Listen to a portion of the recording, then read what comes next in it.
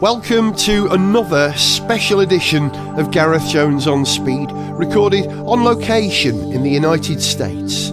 This is the final episode visiting the Petersen Automotive Museum, and in this show I explore the museum's display of American and international cars, legends of Los Angeles, and the exquisite Bruce Mayer collection. This is a video episode, and if you're accessing it on an iPhone, you should already see the images as the episode plays. However, Android users, if you're using Google Podcasts, you may need to switch to use a playback application such as VLC Player that allows you to see the images. Enjoy.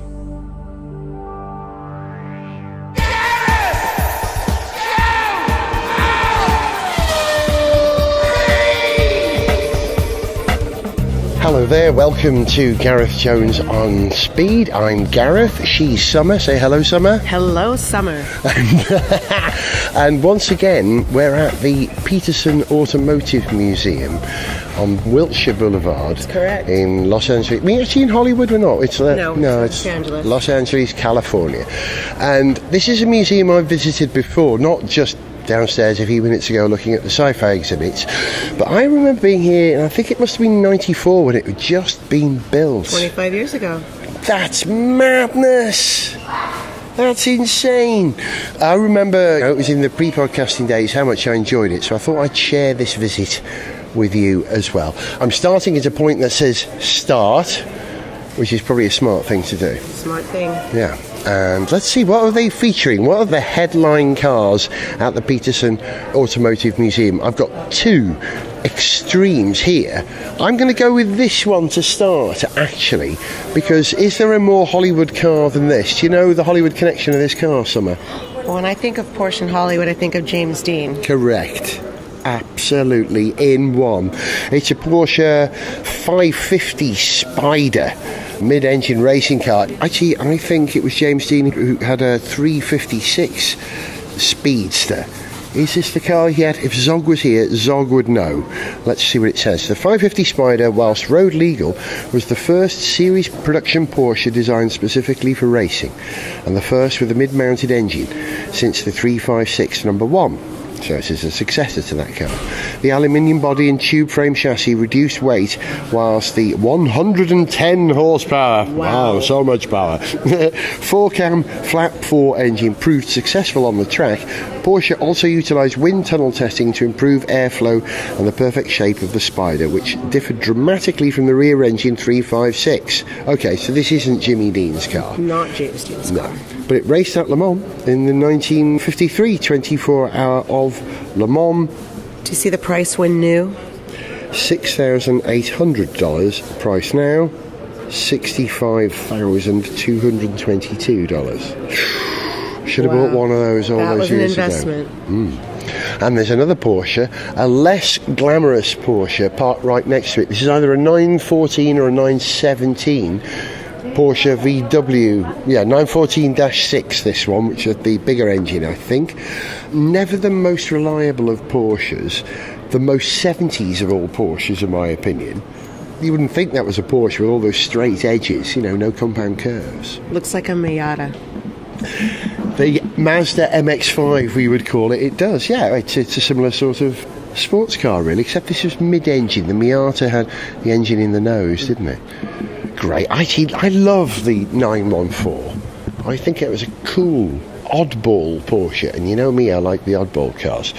Right, yeah, this is almost state-of-the-art for Porsche at the moment. It's almost, not quite. A few years ago, the 2015 Porsche 918 Spider, a successor to the Carrera GT V8, petrol-electric hybrid, incredible piece of engineering.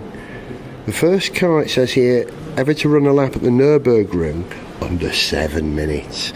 That's been smashed now by an electric car. Yeah, but isn't that lovely? Do you like a Porsche? Lovely. You see a lot of Porsches around here, don't you? I prefer the Boxster, to tell you the truth. That's the favourite of mine. Yeah.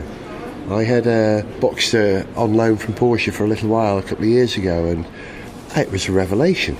I had no idea they were that good. I knew they were good. I didn't know they were that good. Right, let's have a look. What else? Oh, there's a 914 Racing Porsche here as well in bright orange. Don't know what that's all about. No information about it, but it's a proper sports car, that is. Ooh, hello. Right, I should be able to get this. I reckon this is a Bertone, this car at the front. I'm approaching it. Is it a Maserati concept by Bertone? I could be wrong. We're in the Chuck Wengler Gallery. Japanese supercars. What's this then? That's got to be a Bertone, all those straight edges. The only script on it is in Japanese. Let's have a look. Is there a clue here as to what this is? Bear with me. It's an exhibition of Japanese supercars. Okay, someone's found the information. What is it? It is a 1978 Dome Zero. Oh, yes. Now, the Dome raced at Le Mans with, I think, a version of the Dome Zero. It's a sort of a geometric version of the Lancia Stratos in many ways. Beautiful. Edgy. Who designed it for them then? Automotive tuner and racing aficionado Minoru Hayashi founded the company, but who designed the car? It doesn't say. It's got to be influenced by Bertone, all the straight edges, so there's no Bertone badge on there, so it's just the Japanese learning how to do European design of the period. Oh, woof. And parked next to it is, what do we call this? Is it the LSF, the Lexus LSF, which was a V10 engine hybrid ultra supercar. LFA, not the LSF, the LFA, and in many ways the mother to that car that I was driving, the LC500. Quite a car, V10 engine, if I remember, if memory serves. Vicious. Powerful. Nice to see it looking clinical here. So this whole area is dedicated to Japanese supercars. Is this an R30? There's a Nissan Le Mans racer here. What do we call this? R350 GT1 from 1998. After a 4-year absence, Nissan Motorsports, Nismo, returned to the 24 Hours of Le Mans in 95. Based on previous Group C race cars, its R390 GT1 debuted in 97 and also competed in 98. Its best finish was an impressive 3rd overall and represented the highest rank for the Japanese driver at the time. This R390 GTI is a one-off road-going version created to meet the homologation requirements of its class at Le Mans. I think this was actually based on a TWR chassis that started out life as a Jaguar. This car's had quite a journey. I think that's right in saying that. I think the 390 GT1 was a Tom Walkinshaw car, built in... what was the name of Tom Walkinshaw's base in Britain? Can't think right now. Can't think. This looks like a race car. Yeah, it really is. It looks like a Hot Wheel. Yeah. It's beautiful. That's exactly right. Yeah, I mean, this car would not only race at Le Mans, but very nearly won it. It is a proper Le Mans 24-hour sports car, homologated for road use to meet the requirements so that they could run it at Le Mans or in other racing like IMSA over here. How wonderful. And what's an Italian SUV doing in an exhibition of Japanese supercars? It's completing the picture. Okay, that's what it says on the wall. Upon completion of assembly, the Levante is subjected to numerous quality control tests. So it's a Maserati Levante S. Looks very handsome. I wonder if it's sponsored. Each area of this museum is sponsored by different manufacturers. Well, when we walked in, it did say Italy, but then down the center, it was the Japanese. So these are cars of the world on this floor. We'll get to Americana elsewhere. Help if I read all this before I walked in. Now, my pal Johnny Smith would faint if he saw this car. Johnny drives a Chevrolet, what's it called, Volt. He's got a very early hybrid, but this was the first EV. This is the 1996 General Motors EV1, probably the first electric car on sale in large volumes in the world. And if memory serves, you couldn't buy this car. You sort of half bought it, half leased it from General Motors. They were experimenting with electrical power for cars, pure electric car. And then, for some reason, General Motors took them back from the people that they leased them to and buried them in the desert somewhere. That's the story. Don't know what that's all about. I may have misremembered that story.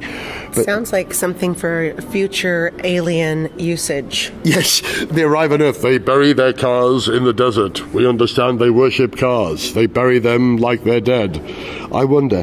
Here we go. The EV1 was the first modern, mass-produced electric vehicle built by a major manufacturer. It was ultra-aerodynamic, lightweight, had an acceptable commuting range, about 80 miles or something, I think. What does it say? 100 miles. Yeah, that's pretty good. And could easily be driven by the average motorist. Consumers could only lease, not buy the cars, from select dealers in California, Arizona and Georgia. After 4 years of costly production, the EV1 was discontinued and all but 40 were dismantled and buried in the desert.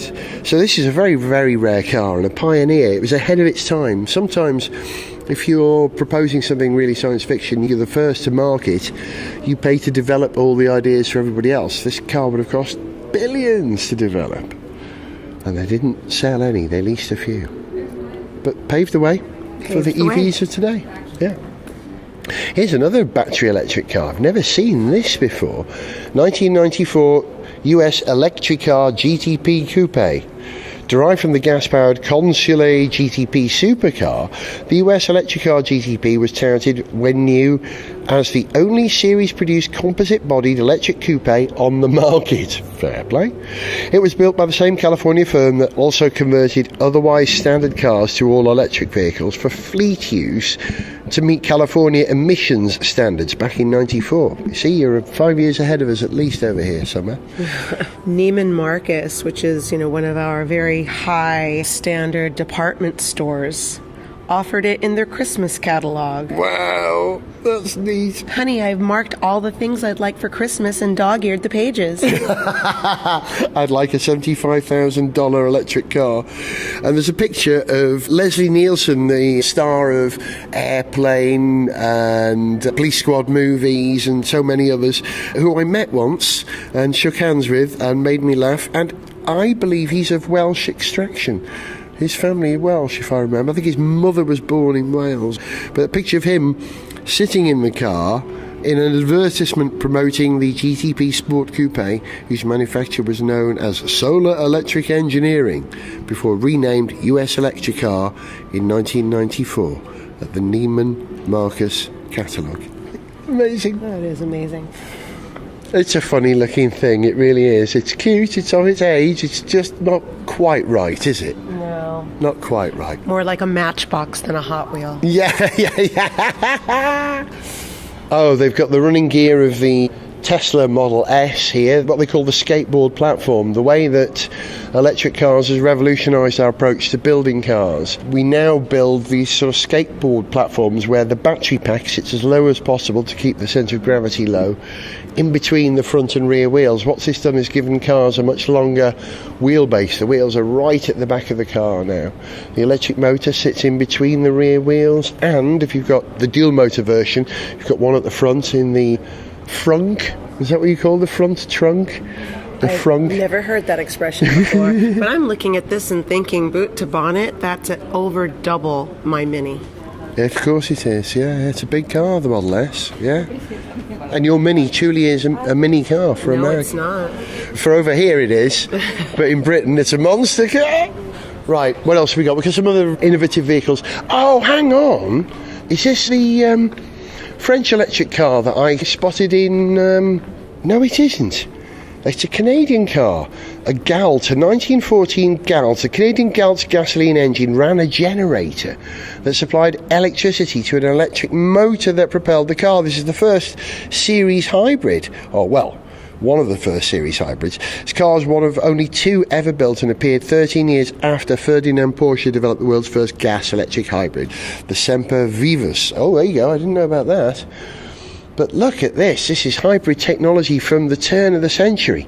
Yeah, there's the petrol engine in front of a generator, an electric generator. very long bonnet. It's almost steampunk, isn't it? It is steampunk. Yeah. Beautiful. A gas-electric hybrid, petrol-electric hybrid. Yeah, the indicators on the side of the car, Summer's pointing out.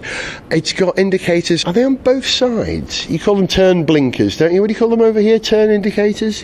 Well, most people don't even use them in California, to be honest, but I call it the indicator. People call it the turn signals. Turn signals over here. And on one side of the car, it's got left and right. So it's got a red lamp above a blue lamp, and the left one has got an arrow pointing left and says left, and the one below says right, spelled R-I-T-E. And what else is strange is that you've got it on the left side of the car, which in America, we drive on that side. However, this car has the steering column on the right side. It's a right-hand drive car. So wouldn't the driver need to see it on that side as well? Have we actually got... We can't see round the back of the car to see if it's got the indicators on both sides. I rather suspect it hasn't. Why is it right-hand drive, though? It must be based on either an Italian car from that period, because the Italians were right-hand drive until about 1930-something, I think, or even a British car. But who knows? There's a history of hybrid cars here, but it doesn't tell us about this right-hand drive. It's Canadian. Were they right-hand drive like we are in Britain once upon a time? Who knows? It's a mystery. It's a mystery. Find out on another podcast. Yes, we will, correct. There's a lovely 1915 Detroit electric car, again from the dawn of motoring. This is beautiful. This is a classic 3-box design. The first box is where the engine goes, and the cabin, which could be from a horse-drawn carriage, couldn't it? That's exactly what it looks like. Yeah. It looks like the horses just haven't turned up today. And the third box, which is the trunk, as you say over here, Detroit Electric. Great name for a company. I've never seen that before. And a Honda FX, a fuel cell car. Now, Summer, I've told them on this programme before, I'm going to be really boring now because I'm going to repeat myself, but the fuel cell, the device which allows you to react hydrogen with oxygen to create electricity, creating water as the side product of it, was actually a Welsh invention. It was the Welsh who invented the fuel cell. It never really caught on until the Apollo space programme, where they used it to create electricity for the command and service module on the way to the moon. So that was the Welsh contribution to getting us on the moon. It's amazing that it's not just car, it's also space, it's also Welsh. Do you see that relating factor? That's my Venn diagram, all in one, isn't it? Space, Wales and cars, all in one. You know me well. Summer's been a friend since 1984. She does rather know me well. And there's a solar wind hybrid here from 87, Mana, LA, 85 mile per hour. Manala, not Mana, LA. Manala means power of the sun in Hawaiian. How's your Hawaiian, Summer? Oh, I can say Mele Kalikimaka, but that's about it. And is that ordering coffee? Oh, that's Happy Christmas. That's very handy. So this car is called Manala, meaning power of the sun in Hawaiian, is driven in part by electricity that's generated when light strikes the photovoltaic cells covering the vehicle's surface. Yeah, it's one big solar panel wrapped round a tubular canoe-like glass fibre lightweight chassis. It's a trike, one wheel at the front, two wheels at the back, and probably set a record, which took part in the World Solar Challenge, a 1,980 mile race from Darwin to Adelaide in Australia. Oh yeah, that big one. Paving the way. Solar powered cars haven't really caught on. We haven't managed to harness enough power from solar energy for a practical car yet. And then there's a chart on the wall explaining alternative fuels, everything from wood chips to create biomass and ethanol, coal even, electricity from nuclear or solar, gasoline, as they say over here, petrochemical, kerosene, diesel, liquefied petroleum gas, liquefied natural gas, compressed natural gas, methanol, biodiesel, which is made from vegetable oils or fat, and then the hydrogen range, hydrogen fuel cell and hydrogen internal combustion. And wood chips, of course, where they made... what was the gas called from wood chips? There was a name from it. I can't quite remember what it was called. But that's a whole range of fuels that we use. which you lot over here in California are very sensitive to. You know, emission regulations over here have been far ahead of British emission regulations for many, many years. For quite a while now, that's right. So we've come through into another gallery now, full of Americana. Oh, a nice lowrider from 2011, a real beautiful, shiny custom car. Actually, I prefer this, if I'm honest. A 1964 Chevy Impala lowrider. Well, that's what you expect to see when you think about a lowrider car. Yeah, that is a 70s lime green and blue, low, flat, glitzy piece of art, really, isn't it? It used to be a car, it's actually a piece of art. Everything about it. Yeah. Look at that fender, everything. Every detail. All the bars are right across the grille, across the headlamps. I like the 50s stuff, but the 60s and 70s stuff speaks to me. Before that, though, we've got some low riders here, some real custom cars. Gosh, you are the home of all that here, aren't you, really? They still have some of the driving going on in Uptown Whittier. It's known for it. It has been for decades. They have cruises up there, do they? Yes. This is a 1948 Cadillac Sedanette, the Cadzilla by Hot Rods by Boyd. Cadzilla, I like that. A 500 cubic inch V8 sitting, oh, it's purple. I call that Cadbury's purple. That colour, deep, deep, deep purple. It's almost black. And gorgeous. Yeah. Commissioned by Billy Gibbons from ZZ Top. From ZZ Top.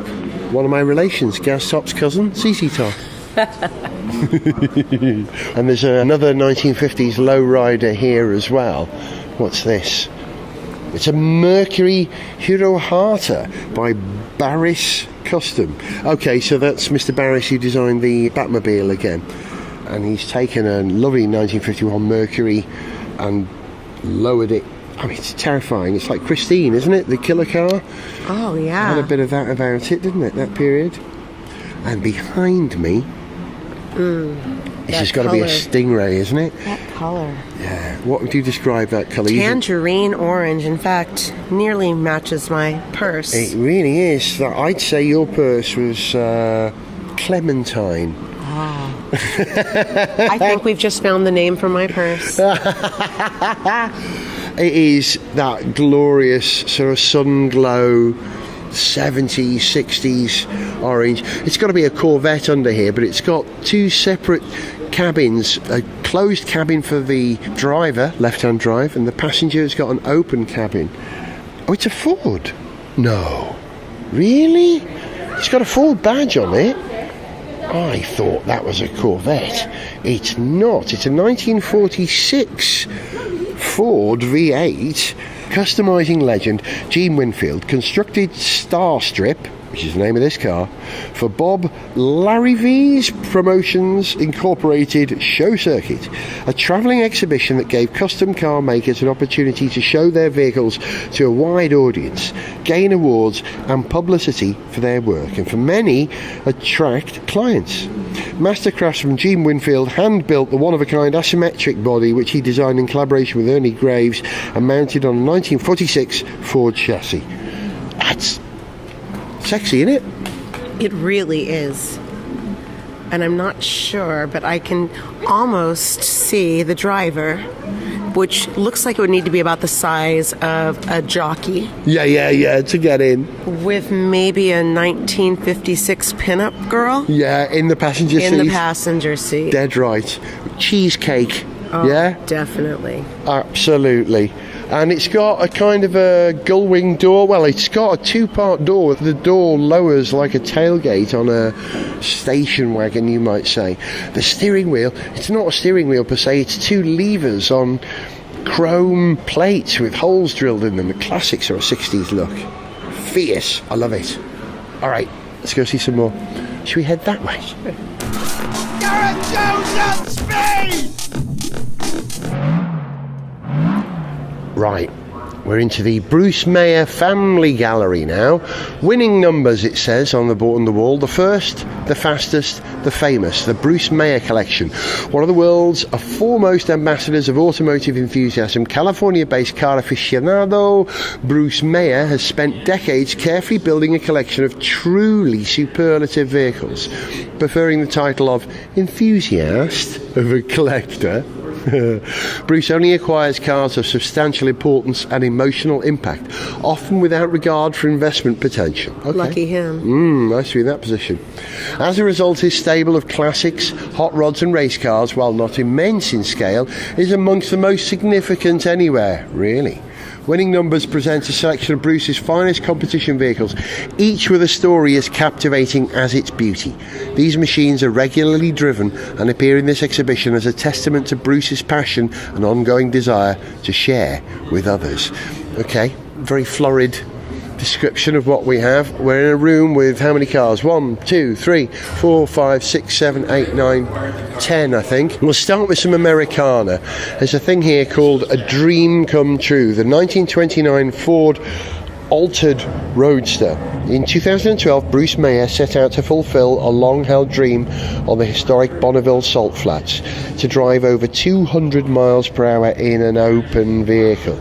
To reach such a high speed, Bonneville legend Mike Cook completely rebuilt the racer and tuned the engine to produce a monstrous 1,000 horsepower.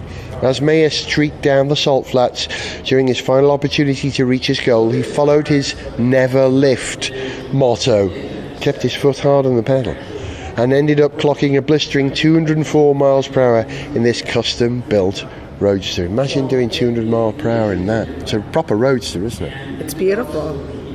Looks like a fire engine. It is fire engine red. The and numbering. Yeah, all the design. Yeah, 747 on the side. I wonder what the significance of that number is for him then.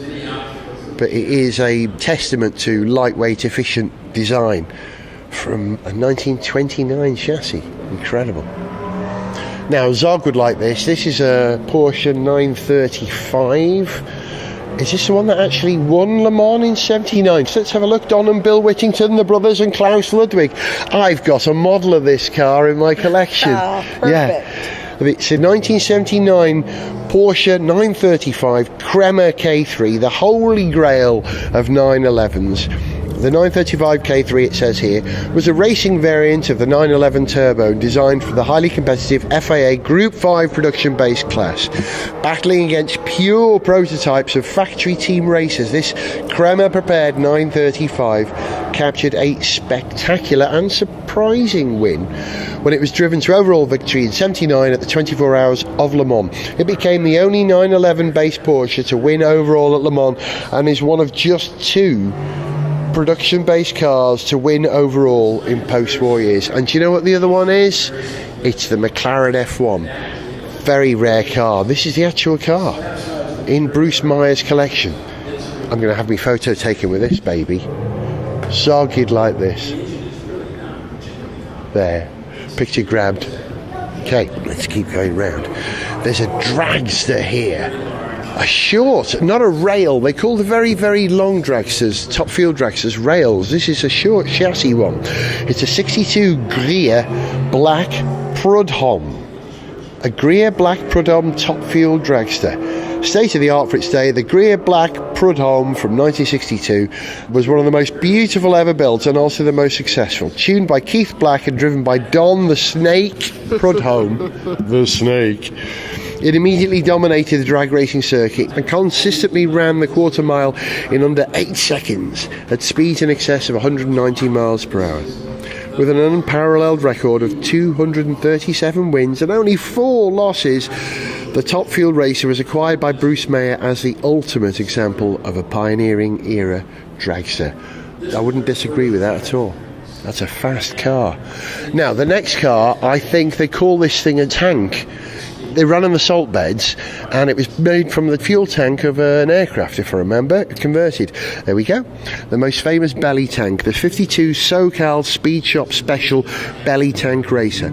American ingenuity at its best. The idea of converting a surplus fuel tank from a P-38 Lightning fighter into a race car was originated by returning World War II servicemen. The SoCal, Southern California Special, created by the founder of the original SoCal speed shop, Alex Zaidas. Is that how you say his name?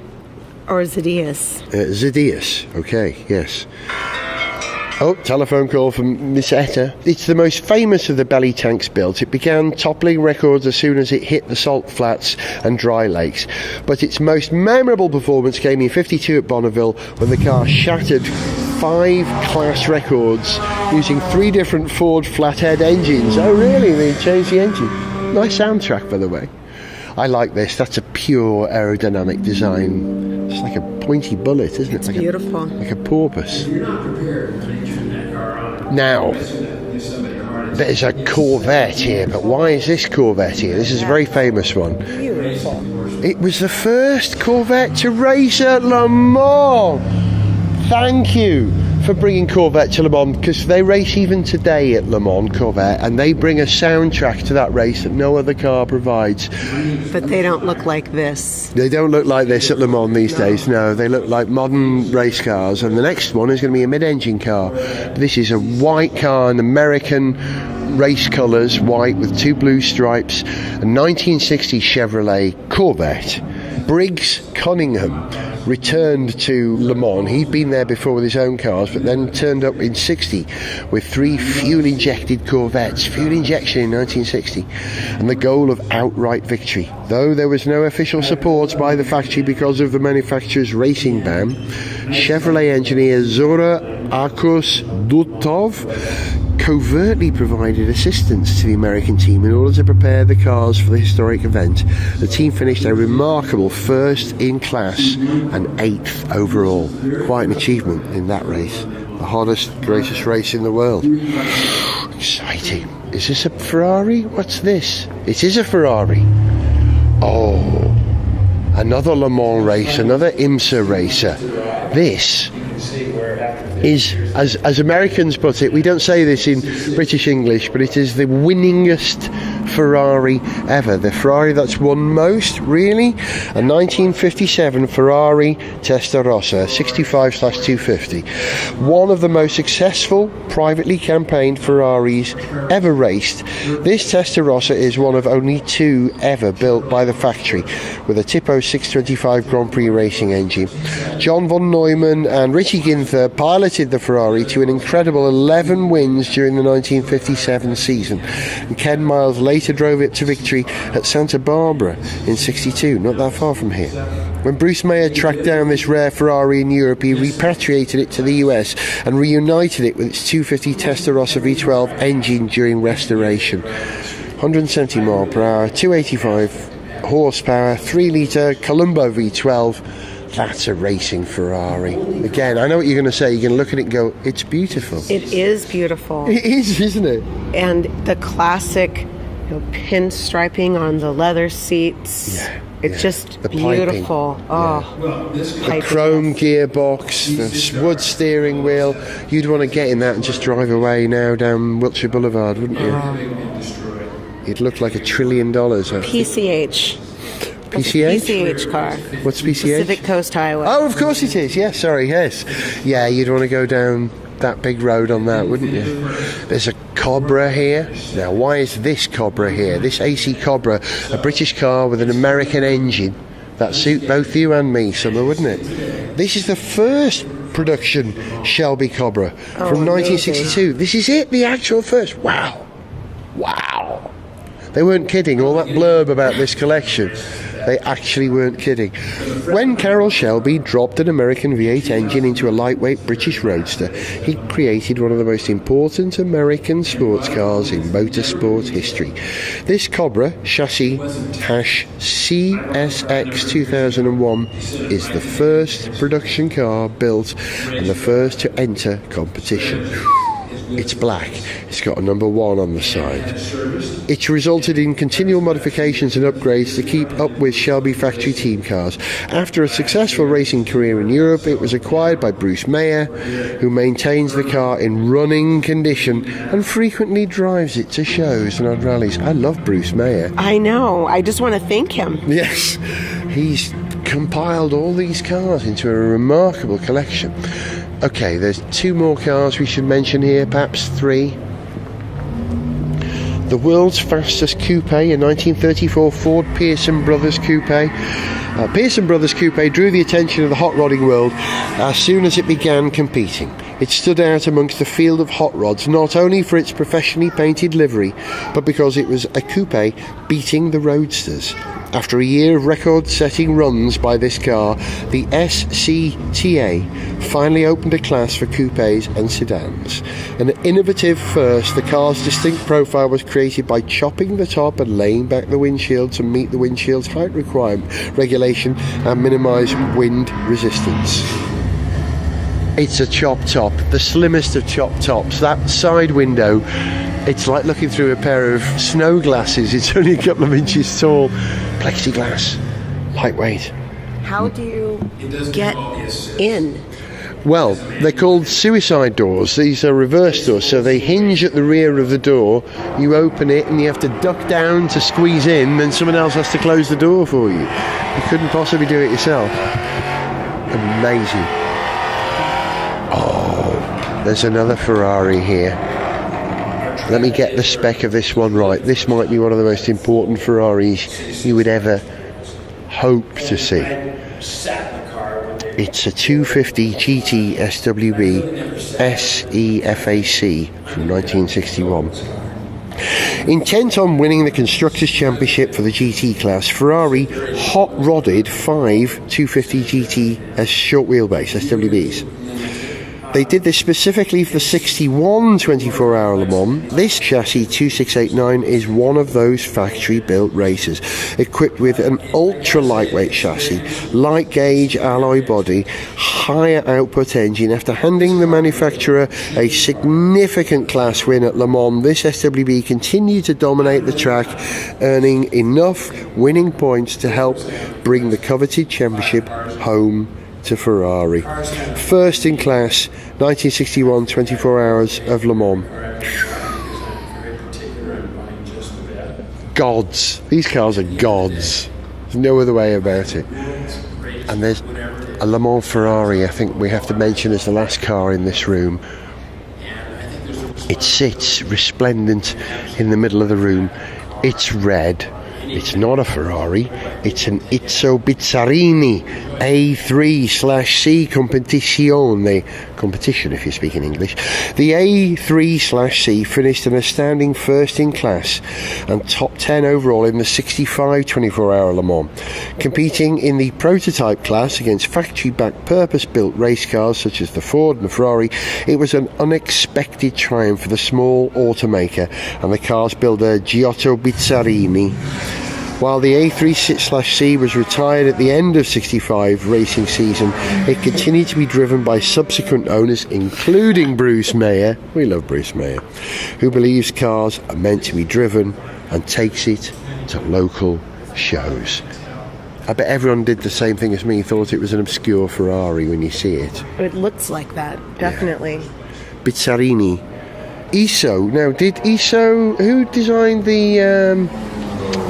a friend of mine, Rob, has got a collection of Izzo road cars. Is it the Griffo he's got? And what was the other one? The Quattroporte. Says Griffo on the front. Bizzarini, Griffo, Livorno. Yeah, Livorno. I don't know. But an exercise in motor racing engineering of the 1960s, you know? Rivets, roundels, sense it being lightweight. I want to kiss it. Go right ahead. I think I'd get thrown out if I did. Some cars I want to kiss. Now, we may have seen all the cars. There is a collection of motorbikes here, but I'm wondering, there is another floor. Legends of Los Angeles. Oh my lord, how long is this programme going to be? We'll bypass the bikes, because I'm no expert in bikes, I'm ashamed to say. But let's go and have a look at the Legends of Los Angeles for the final part of this programme, because we're in Los Angeles. Let's talk local. Let's see. Southern California race cars and their builders. Southern California may not be rich in the natural resources traditionally needed to support industrial growth, but its lack of coal, iron, timber and fresh water is more than compensated for by the collective ambition, creativity and resourcefulness of its population. And I'm talking about you now, Summer. Oh, thank you. Adapting their progressive spirit to rethink the very nature of the automobiles that define Southern California, local innovators developed especially ingenious competition machines. Whether built from scratch or derived from existing automobiles, such vehicles did not require abundant raw materials or a vast manufacturing infrastructure. All that was needed was a drafting paper, common shop tools and a ready supply of tinkerers with time, talent and creativity. Well, let's go and see. Oh man. Okay, it's a display. I'll paint the picture for you. In the middle of the room there's a rail, a top fuel dragster, you know, with that extended chassis, tiny wire pram wheels on the front, big fat slicks on the rear, and a Ford 427 cubic inch V8, probably supercharged and nitrous charged as well, sitting just ahead of the driver. When these things blow, you don't want to be sitting behind them, do you? Oh no. It's a 1967 Shelby Super Snake, piloted by Don the Snake Prudhomme again. Remember him? I mean, the archetypal dragster. And all chrome. You always add glitz, you Californians. You can't stop yourself, can you? We can't stop ourselves. The sun's shining off of it. It's just blindingly beautiful. Yeah. And around this car is a display of a variety of... I'm going to go from the smallest car around there, I think the oldest car, and then come round. What do they call these? Juniors? What would they call these little racers? Forgive me for not knowing. There's a 1947 Curtis Craft leader car, a little mini race car that raced in, is it the Midget series? I think that's what they possibly called it. Midget, yes. Yeah, I'm no expert. Cute, chrome, polished. Next to it, a 1924 Miller, and you can see the lineage of how we went from these upright cars of the 1920s and the 30s to more rounded, more solid, lighter, faster, quicker things. You can see the progression. There's another tank car here, a 1948 King & Hansen tank car. Is this another P-38 fighter fuel tank that's been reworked into a car for maximum aerodynamics to run on salt flats? It is, from a P-38E. Amazing. A Watson Debbie Shop. How special? How? From 1956, A.J. Watson built a brand new chassis, and with the help of racing mechanic Bob DeBishop, constructed the How Special for Dirt Champ Racing. Car's name derived from the last names of the owners, Marty Hullman, Judge George Ober and Roger Walcott, H-O-W, How, who all hailed from Indiana, but turned to the Southern Californian-based Watson to prepare their new race car. Powered by a 252 cubic inch Offenhauser, the How Special competed in over 58 races from 56 to 61, winning a championship and achieving 10 top 10 finishes. A midget racer. I think you're probably very close to the sort of things that ran at Indianapolis, or even if they did run at Indianapolis. So forgive me if I don't know this. Yes, Watson built cars, won the Indianapolis 500 6 times between 56 and 64. Watson himself won 29 national championship races as crew chief. You probably heard my phone bleeping then. I've got messages coming in, which means it's time to wrap up this show.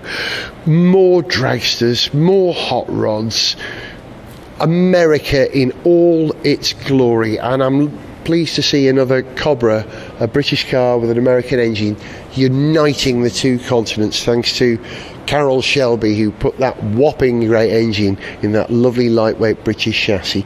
There's an Eagle, an all-American single-seater race car from 1966 here that raced. Dan Gurney, I think, was the father Eagle, wasn't he? They raced in Indy right up till the 90s at some point. Let's see. All American Racers was formed in Santa Ana, California in 65 by legendary driver and race car manufacturer and team owner Dan Gurney, there you go, in collaboration with Carroll Shelby. Called Eagles because of their distinctive frontal appearance, that sort of beak that they have over the air intake. The cars embodied the many innovations that resulted because of Gurney's experience as a race car driver, which he translated into innovative race car engineering. Over the 10 year in racing, Gurney and his AAR team, or All American Racers, have pioneered significant technological advancements and achieved numerous racing milestones. The Gurney flap was something that he came up with, a way of improving aerodynamic performance from a wing, high wings, and lots of other innovations too. Unbelievable, a glorious collection. There's one of the early sort of NASCAR stock car from 1964, a Mercury Marauder from the golden age of saloon car racing in America. It's lovely to see it in context here. I mean, it's such a huge thing, Summer, isn't it? I would take that one home any day. Yeah? Is that what you'd like? Oh, I love it. Of all of these, is that's the one you want, the 64 Mercury. Crazy about a Mercury. And then there's a Baja buggy, 1970 Ford Bronco, Big Ollie, designed by Vels Parnelli Jones Racing. Parnelli Jones, relation of mine. Big Ollie was one of the first purpose-built off-road race cars to compete at Baja. Built from scratch, it featured a chromoly tube frame, a one-off chassis it was, and Bronco-style fiberglass body. The legendary off-roading team of Bill Strop and Parnelli Jones raced Big Ollie from 1970 to 74 and accumulated numerous victories, including back-to-back wins at Baja 1071 and 72. Handsome, isn't it? Functional, and it says California all over it. It does. Races in the desert. What fun that was. I'm sure there are other parts of this museum I have to visit. There's other floors, but for now I'm going to stop it here. I hope you've enjoyed our visit to the Petersen Automotive Museum in Los Angeles, California. You've been listening to Summer. Say bye-bye, Summer. Bye-bye, Summer. And it's goodbye from me, Gareth. Next time we speak, maybe I'll be back in the UK. See ya. To send us an email, see pictures, get song lyrics, join our Facebook fan site, follow us on Twitter, or to find out about sponsorship opportunities, go to garethjones.tv. Gareth Jones on Speed is made in London by Whiz Bang. Gareth Jones on Speed!